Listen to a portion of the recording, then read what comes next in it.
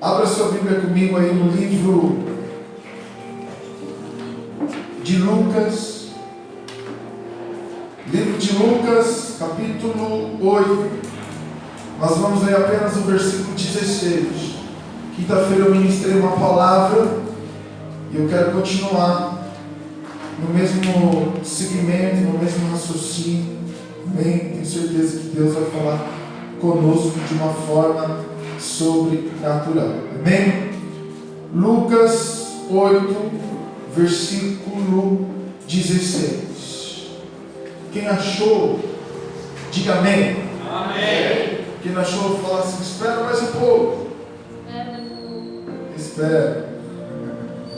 Sem problema. Achou?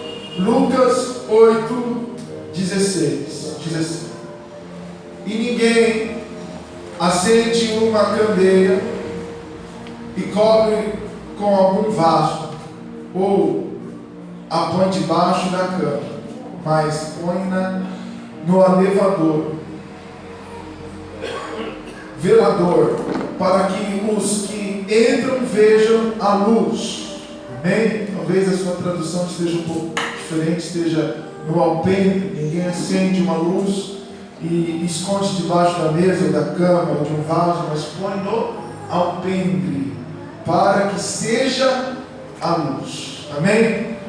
Solte aí, cubra sua fronte. Senhor Jesus, nós te louvamos, nós te glorificamos, nós rendemos a Ti toda a honra, toda a glória, todo o louvor. Nós entregamos nas Tuas mãos a Tua igreja, ó Pai. Faça ser conforme a Tua vontade, conforme o Seu querer. Repreenda todo o mal, repreenda, papai querido, toda artimanha de Satanás, todo espírito maligno que se levanta contra a Tua palavra, contra a ação da Tua palavra, meu Rei. Nós entregamos as Tuas mãos e assim nós oramos crendo, em nome do Pai, do Filho e do Espírito Santo de Deus. Amém e graças a Deus. Amém? Dê uma salva de palmas pela palavra de Deus. Louvado seja o nome do Senhor Jesus. Deus sempre, Ele se refere ao reino de Deus como um semeador que saiu a semear. Nós ministramos essa palavra recentemente do semeador. Nós sabemos que existe um processo no crescimento de uma planta, existe um processo no crescimento de uma árvore. Então, quando Jesus ele fala a respeito do semeador e da semente, o semeador somos nós, aqueles que estão responsáveis de levar a palavra de Deus, e a semente é a própria palavra de Deus. Mas existe um processo que ninguém consegue explicar, porque a terra por si só, diz a palavra de Deus, ela frutifica, ela cria, ela vem à existência. Marcos, no capítulo 4, no versículo 26 e 28, a palavra de Deus diz, e dizia: o reino de Deus é assim, é como se o homem lançasse semente à terra, dormisse e levantasse de noite e de dia, e a semente brotasse e crescesse, não sabendo ele como, porque a terra por si só frutifica. Primeiro é a erva, depois a espiga, e por último o grão cheio de espiga. Então você vê que existe um processo. Primeiro é a semente, é a erva, depois é a espiga, e depois é a espiga cheios dos grãos, ou seja, depois tem os frutos. E quando nós lemos a parábola do semeador, nós vemos que o semeador saiu a semear, jogou as sementes no caminho, depois outras no meio das pedras, e depois outras caíram no espinho. Veja que o primeiro não teve a oportunidade, a primeira semente não teve a oportunidade de crescer, de brotar, de ter frutos, porque as aves do céu veio roubar. A segunda caiu no meio das pedras e ela também não cresceu, na verdade ela brotou, mas o sol veio, diz a palavra de Deus, e como não tinha raiz, porque estava no meio das pedras, ela não pôde crescer e não dar frutos. Mas a terceira fala de uma planta que já cresceu, e os espinhos sufocaram, os espinhos romperam as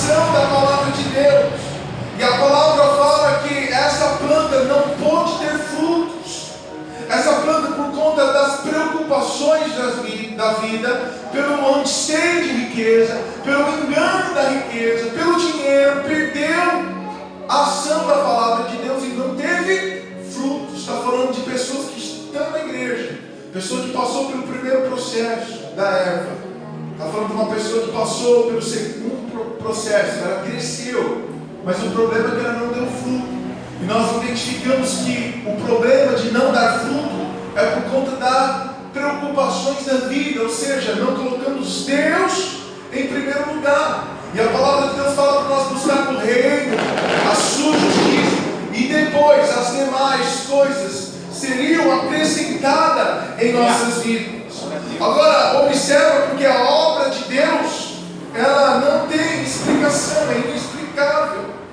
Eclesiastes 11, versículo 5, a palavra de Deus diz assim: como tu não sabes qual é o caminho do vento, e nem como se formam os ossos no ventre da mulher grávida, assim também não sabeis as obras de Deus, que faz todas as coisas. Nós só precisamos nos preparar para ser a terra boa, irmãos. A terra a qual a semente caiu e frutificou. De 1 a 100, de 1 a 70 e de 1 a 30. A velocidade do crescimento. Acho que o Palmeiras foi campeão, né? Foi? Deve ter sido, né? O Palmeiras foi campeão, né? Os corintianos estão tudo murcho aqui. O Palmeiras precisava ganhar uma vez na vida, né? Faz tempo que não ganha nada. Voltando aqui, não deixa os efeitos especiais te atrapalhar. Já me perdi, a gente vai se achando. Peraí. Onde que eu estava mesmo?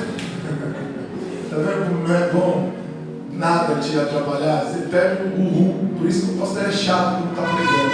Peço para ninguém andar, ninguém falar, ninguém só prestar atenção no pastor. Amém?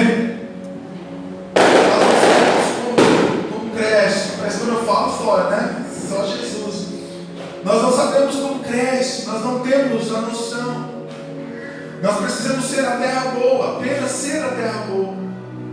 Nós não temos a capacidade de fazer as coisas frutificar. Não temos o poder de trazer nada à existência. Mas nós temos a capacidade de nos tornar a terra boa. Porque o que Deus ele procura e o que Ele precisa é terra para Ele semear, para que haja frutos, para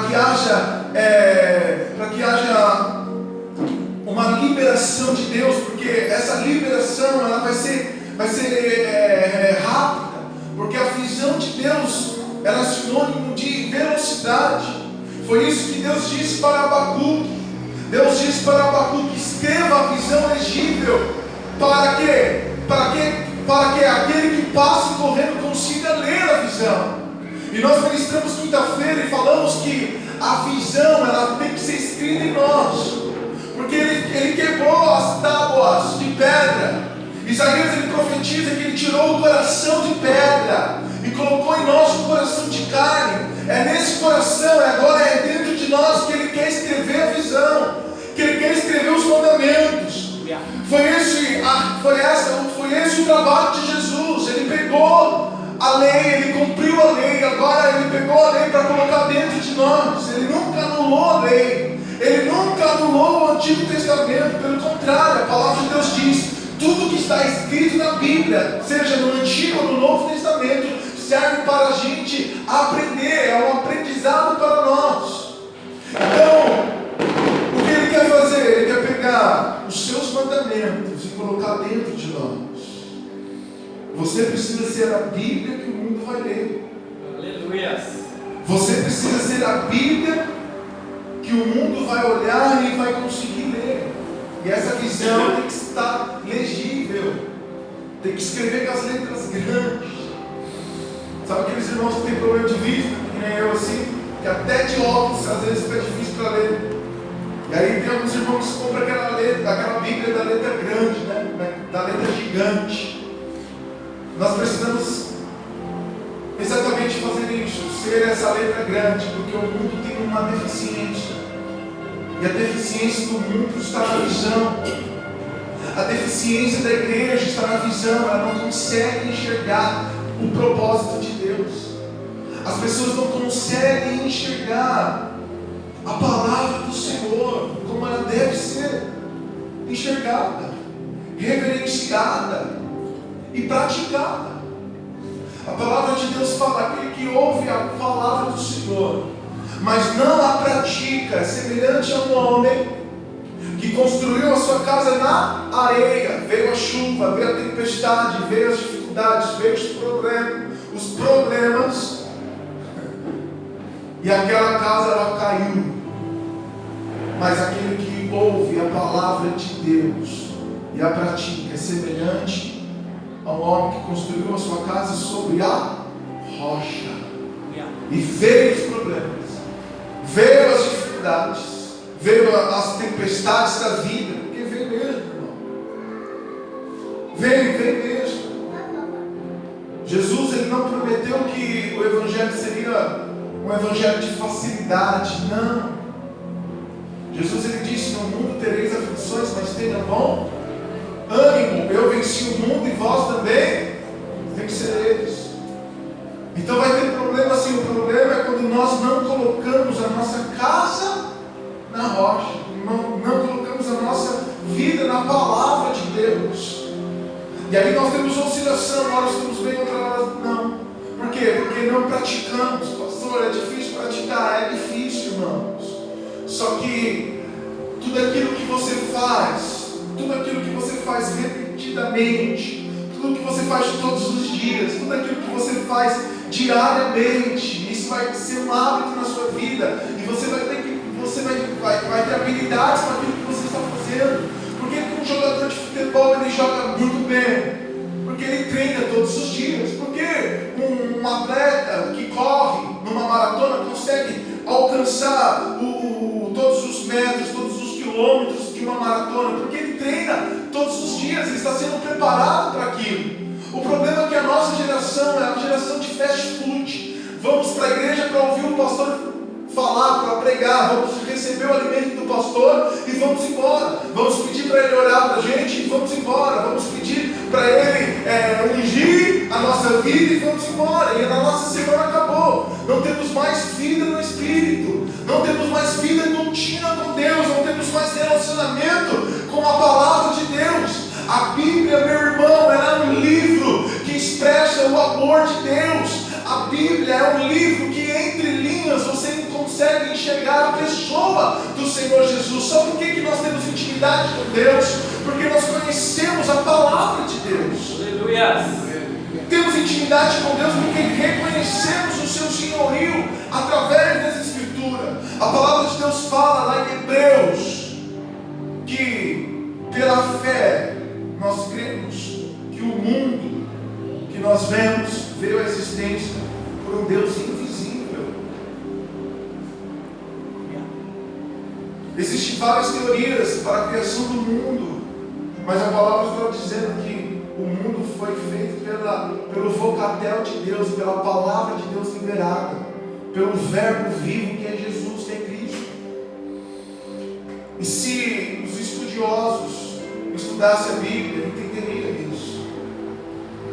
Não colocaria a ciência como respaldo, mas pela fé, uma fé exercitada através da palavra de Deus, porque a fé vem pelo ouvir a palavra.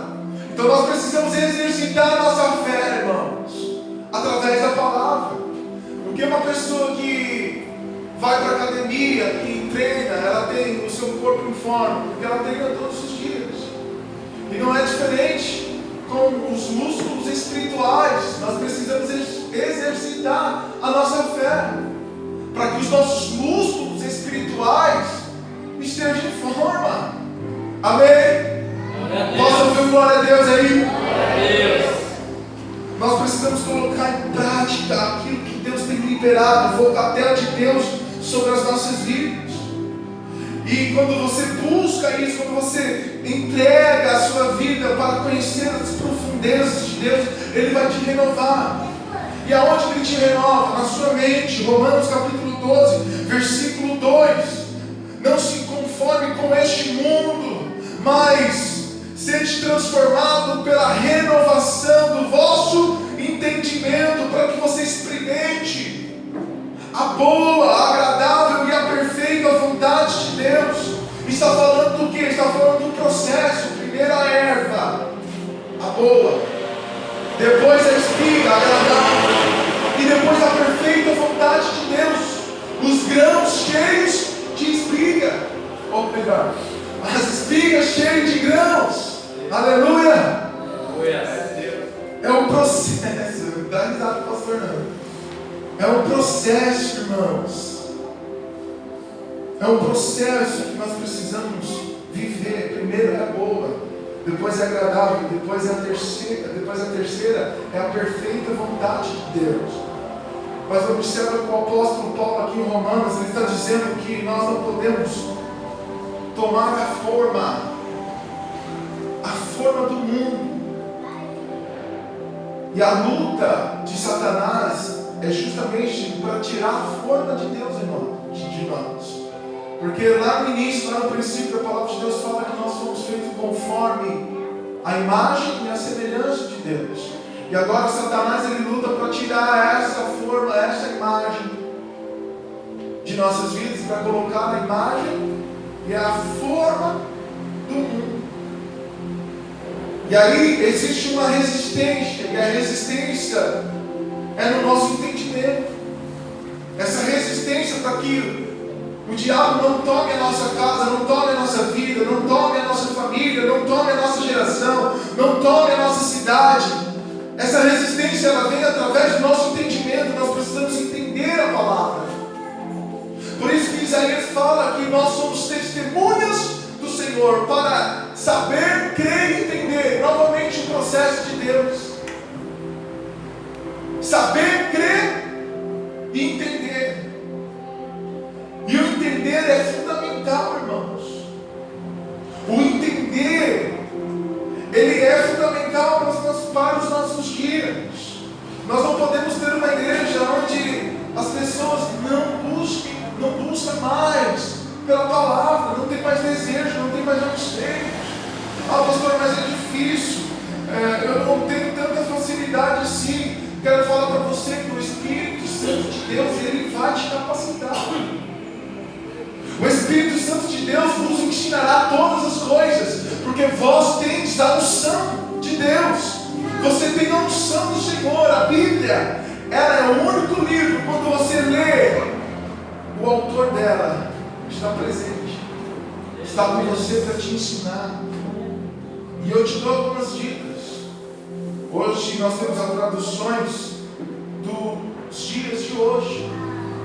Tem várias traduções, mas a do dias de hoje é a mais fácil de você compreender e entender. E é até bom você pegar outras traduções para você compreender. Você vê que algumas vezes quando o pastor prega, e nós temos uma passagem chave da nossa ministração, aquela base para a gente ministrar e pregar, nós pegamos às vezes duas traduções, porque duas, às vezes até três, para que possamos entender, abrir melhor a nossa mente, para compreender melhor a palavra de Deus. Irmãos, nós estamos numa geração de facilidade, tudo está fácil, está acessível para nós. Só não entende, irmãos, quem não quer, quem não busca. Por isso que a palavra de Deus vai dizer: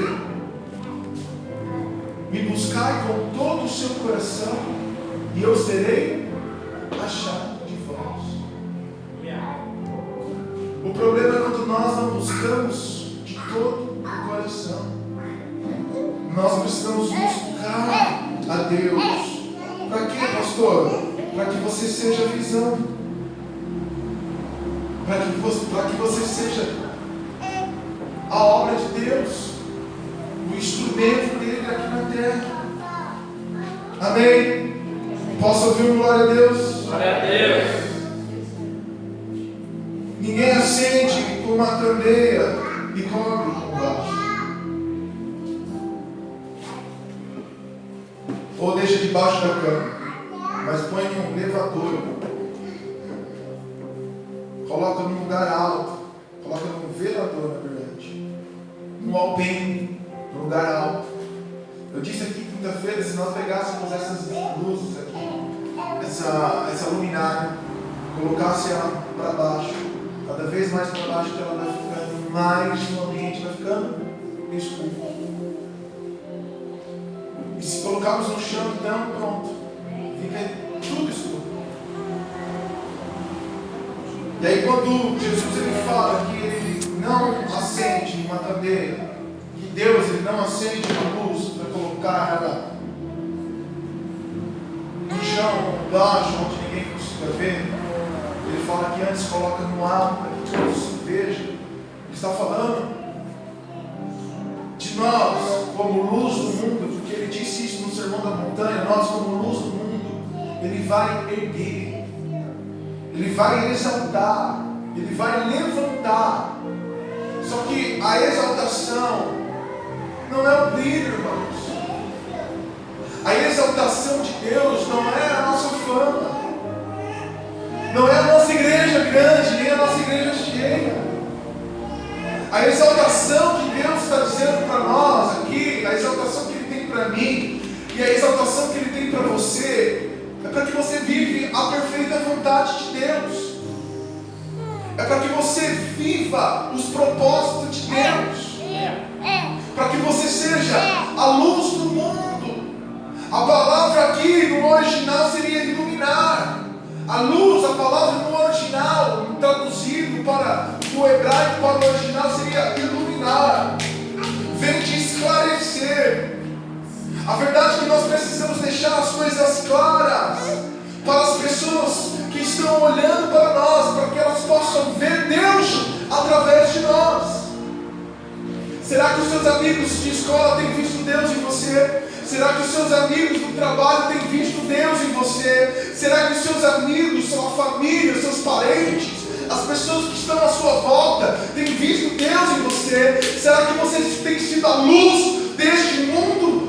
Será que você tem sido a iluminação para aqueles que estão em trevas? Essa é a pergunta que nós deixamos nessa noite. Porque caso ao contrário, irmão, você está apenas vivendo na religião. Você está apenas de culto em culto. Você precisa deixar visível, legível a visão para quem está passando do reino verde. A minha pergunta é: qual é o legado que você tem deixado para a próxima geração?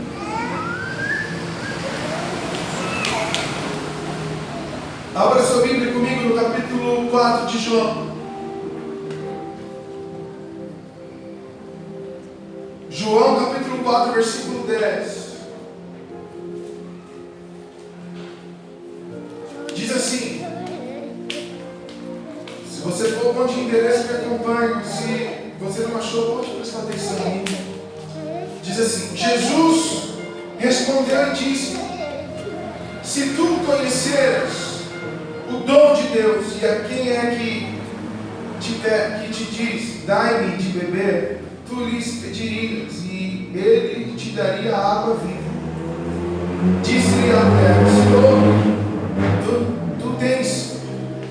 Senhor, tu não tens como que tirar, e o poço é fundo, onde pois tem águas vivas? És tu maior do que o nosso pai Jacó, que nos deu o poço, bebendo ele próprio dele, e os seus filhos, e os seus gados? Esse contexto aqui, Jesus está falando com a mulher samaritana. Jesus espera os seus discípulos, ele fica só com essa mulher e ele começa a ter um diálogo com ela. Primeiro ele pede a água, e ela fala: peraí, eu sou samaritano, tu és judeu, como que você está falando comigo? Não tem compatibilidade. Aí Jesus disse assim para ela: olha, se você soubesse quem está te pedindo água, é você que ia pedir para mim, e eu daria para você a água viva. Aí ela faz outra interrogação: mas você não tem nada para tirar a água do poço? Você não tem nada para tirar do poço. Como que você vai dar água para mim? Esse poço poço aqui é do nosso pai Jacó. Os seus filhos beberam, os seus gados beberam, e nós hoje, até os dias de hoje, estamos bebendo. Aquela mulher estava falando o seguinte: Jacó deixou um legado, Jacó deixou para nós este poço.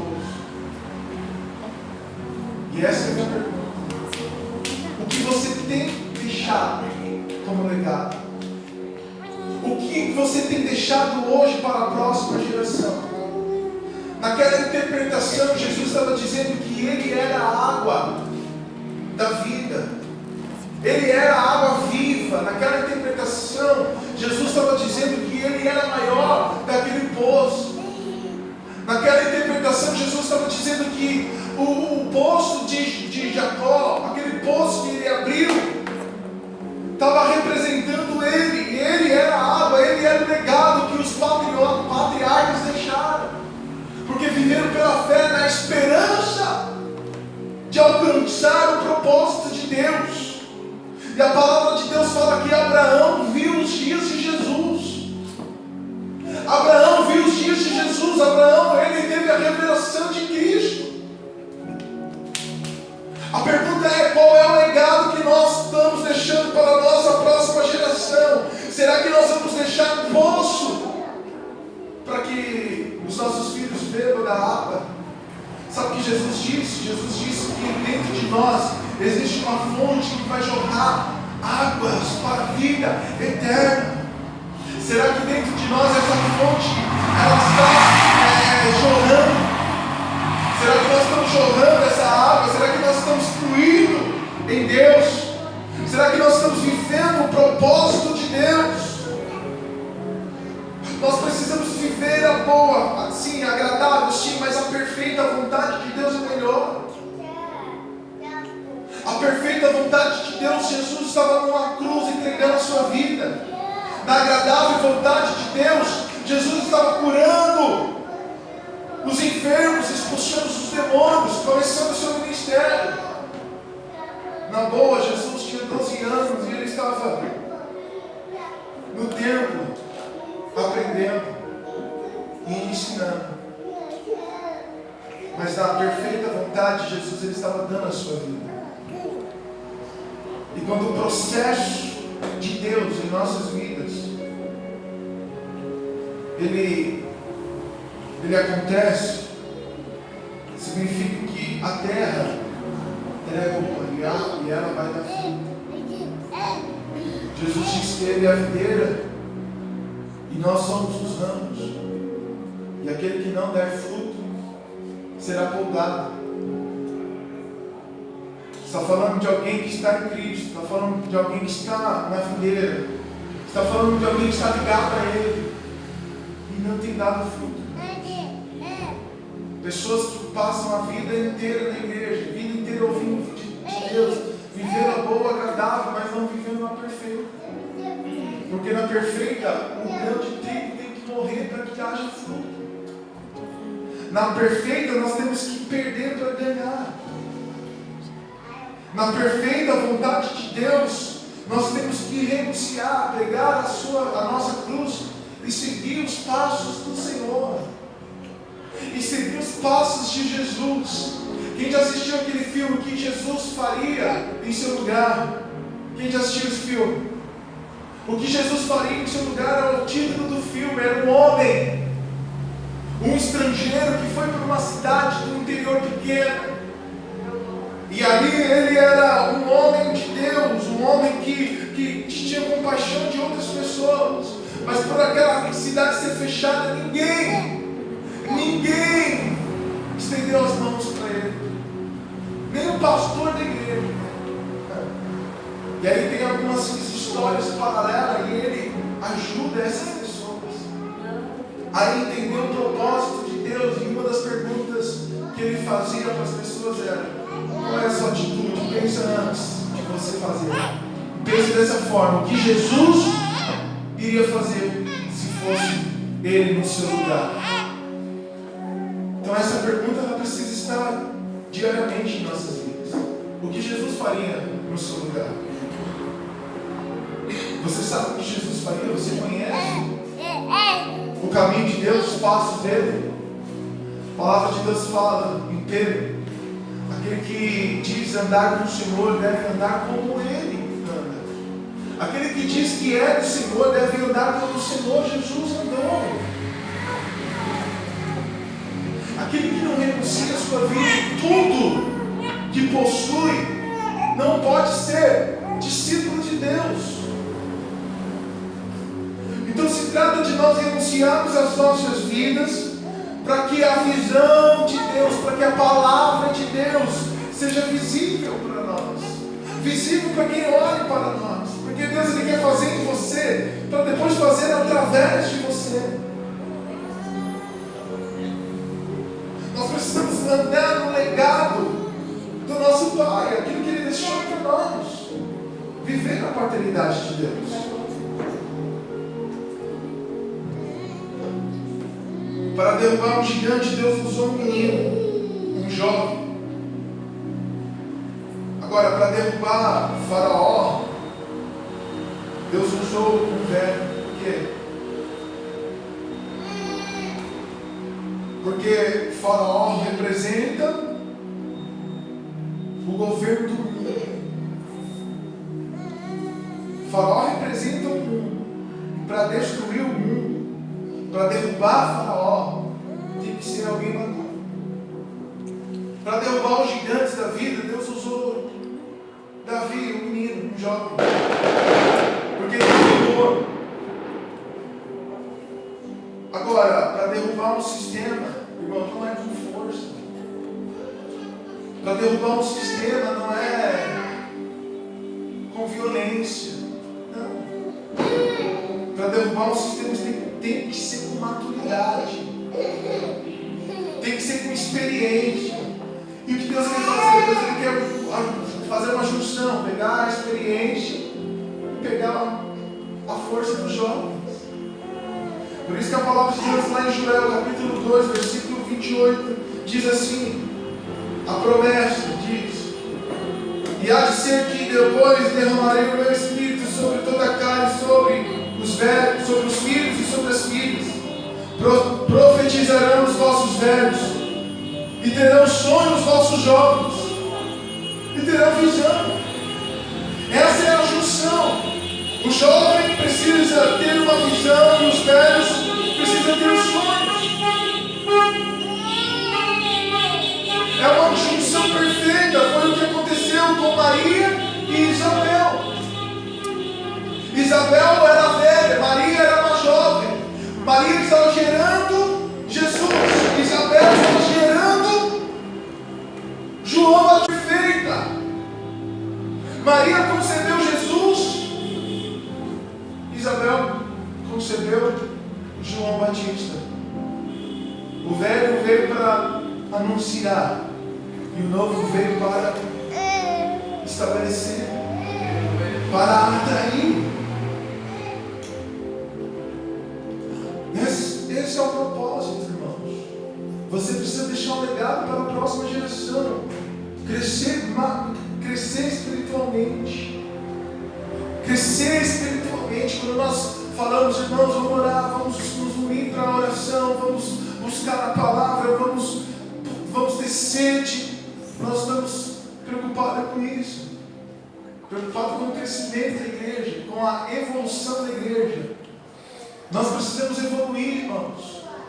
Eu fico decepcionado comigo mesmo quando eu vejo os meus irmãos, alguns deles, não todos, que ainda não evoluíram, que ainda não cresceram.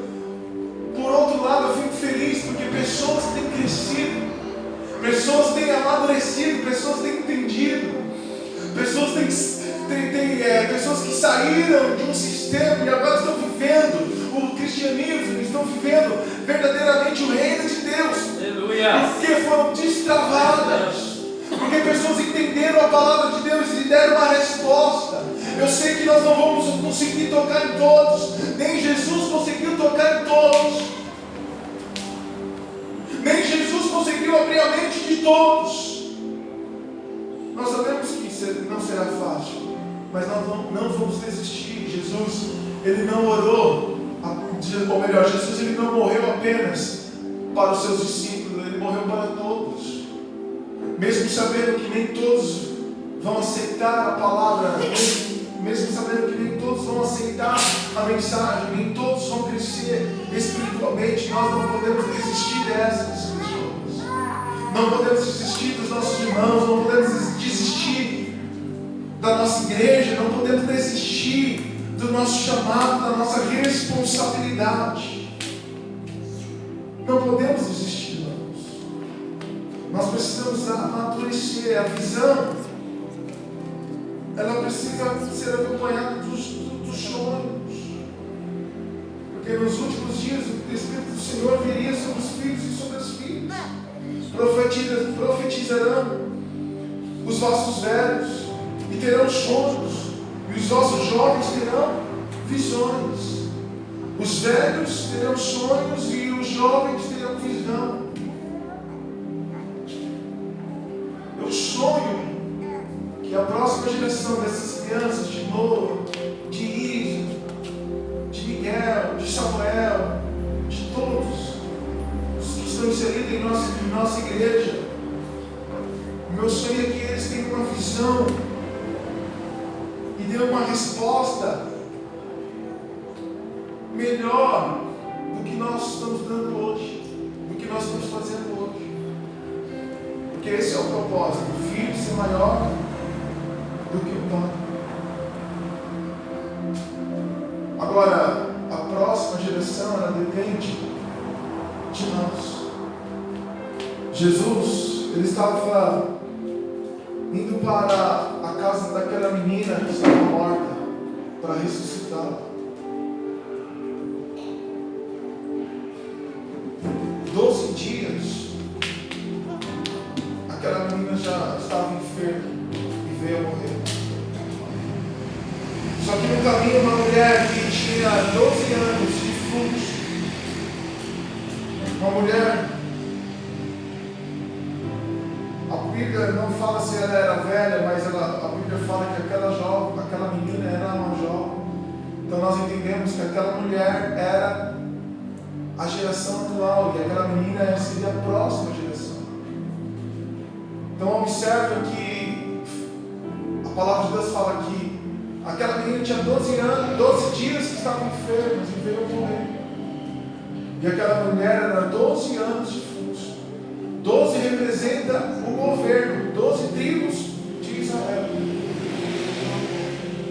O 12 representa o governo. O destino de Jesus, o caminho de Jesus era alcançar a próxima geração. Só que a geração atual daquele povo, a mulher que representa a igreja, estava enferma. Há 12 anos, o governo que é a igreja, porque nós hoje somos o governo da terra. A igreja, eu e você somos o governo da terra, está enferma. E onde que era a enfermidade? Era no seu órgão genital. 12 anos aquela mulher estava com fluxo de sangue. A enfermidade, perdendo sangue todos os dias. Imagine que aquela mulher estava fraca, debilitada, sem força. Mas ela tocou na hora do Senhor, arrancou virtude. Jesus curou primeiro aquele governo, para depois curar o próximo governo. Ou seja, se nós não sermos curados na nossa intimidade, se a igreja não entrar em adoração verdadeiramente, aquilo que a pastora Beatriz estava ministrando na hora do louvor, se nós não entendemos o que é entrega, se nós não entendemos o que é renúncia, se nós não entendemos o que é verdadeiramente adorar o Senhor e honrá-lo, primiciá-lo, nós vamos estar enfermos e a próxima geração ela vai continuar enferma. A próxima geração depende de você. Eu não sei como os ossos se formaram no ventre da minha esposa quando ela engravidou. Eu também não sei como Noah, no seu processo de crescimento, tem crescido. 2 meses já cresceu bastante, já está com quase 6 quilos. Nós não entendemos esse processo de crescimento porque nós não podemos interferir nisso. O único trabalho que você tem, pai e mãe, para fazer os nossos filhos crescer é dar o alimento. O crescimento depende de Deus. Assim como nós não sabemos como a erva por si só frutifica, assim também a obra de Deus. Como nós não sabemos como se forma os ossos de uma criança no ventre de uma mulher grávida, nós também não sabemos. Mas o que nós sabemos é que precisamos alimentá-los. O que nós sabemos é que nós precisamos semear, plantar. O crescimento depende de Deus. Mas nós temos um papel fundamental, que é alimentar-nos. Como que vão crer num Deus se ninguém está pregando? Como que vai existir mensagem, pregador, se ninguém está buscando? Como que as pessoas vão acreditar em Deus se nós mesmos andamos em incredulidade?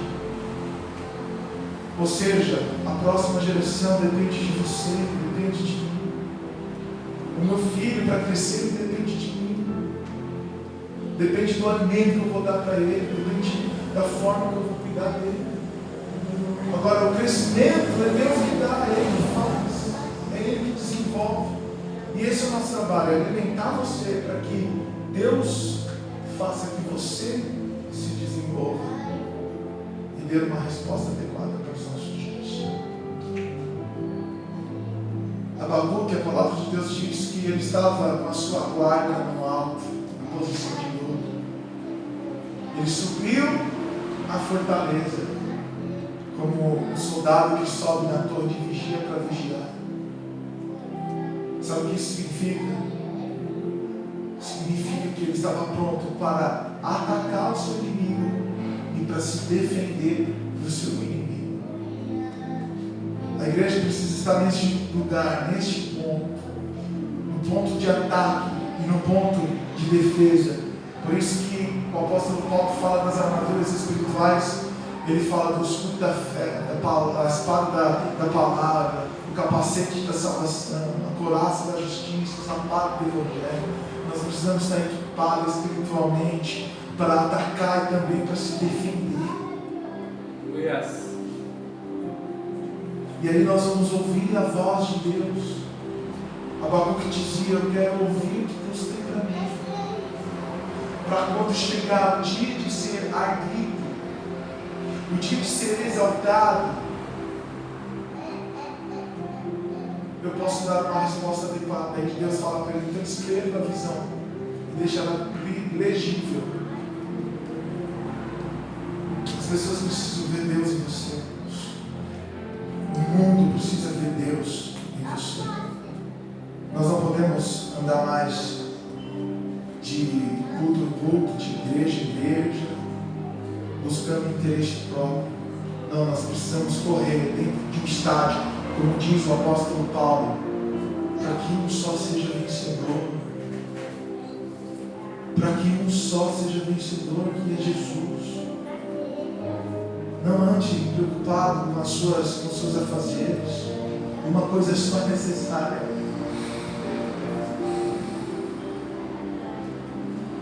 Fique tranquilo, quando você busca o que é necessário, as demais coisas serão acrescentadas. Ele que cuida de você. Eu nunca vi um justo mendigar o pão, nem a sua descendência passar fome. Davi declarou isso.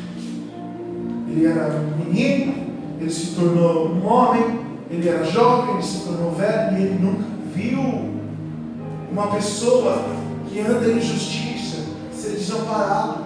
Você nunca será desamparado, você só precisa andar em justiça. Você precisa andar honrando a Deus. A sua vida precisa expressar honra. O seu sacrifício precisa expressar honra. A sua oferta precisa expressar honra. Amém? Glória a Deus. Você consegue compreender essa palavra? Glória a Deus. consegue entender essa palavra. Que essa palavra ela possa primeiro ser a erva, depois a espiga, depois a espiga cheia de semente. Que ela venha produzir em você frutos. Só que, escute, a cada culto, a cada reunião, a cada entrega, Deus tem uma palavra para você. Quando você perde isso, quando você perde o relacionamento, quando você perde a sensibilidade, você está retardando a obra de Deus em você.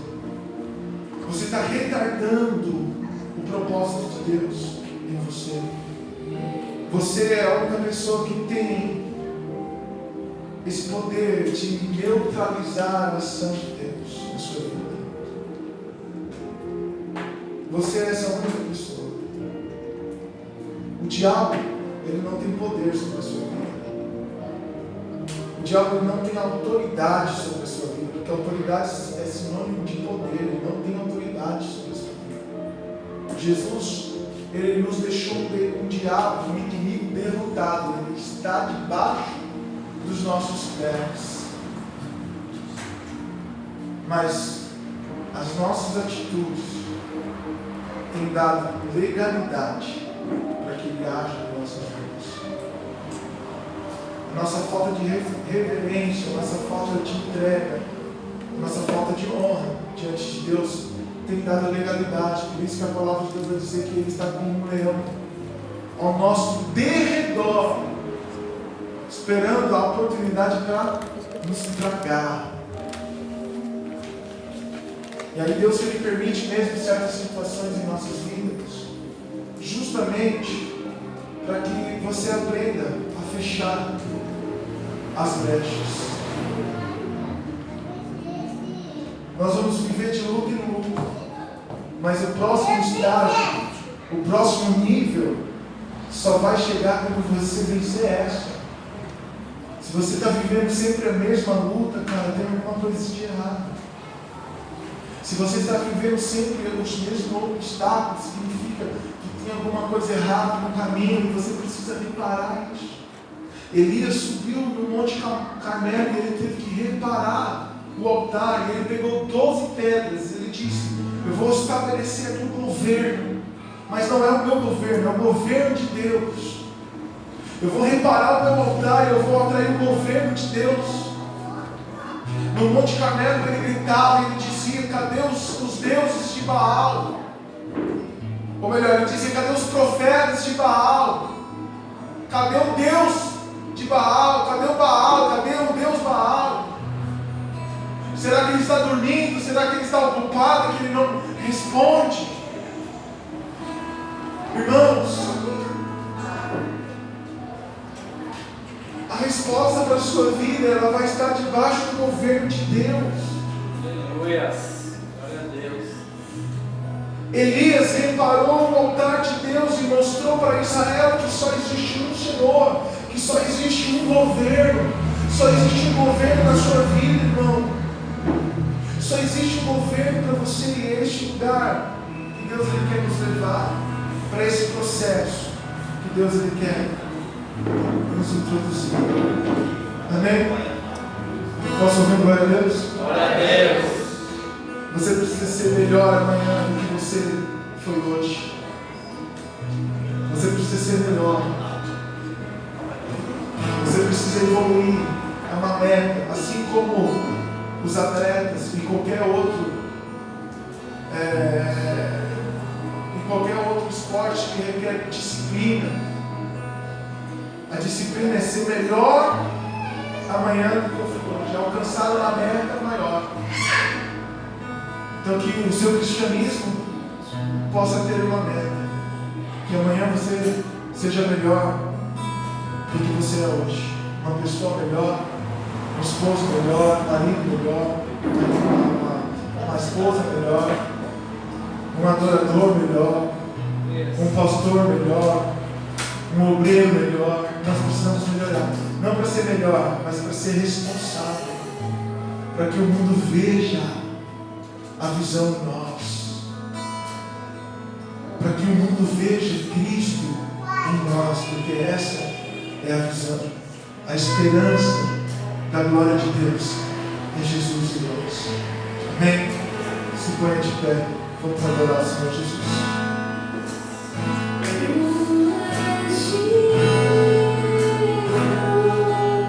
Essa é uma noite de adoração. Se você quiser sair do seu lugar, vir aqui à frente, dobrar os seus joelhos diante do altar, ou até mesmo no seu lugar, ou se você quiser ficar em pé, sentado, fica à vontade. Mas eu peço para você, busque Ele, fale com Ele, pede para Ele graça e misericórdia nessa noite.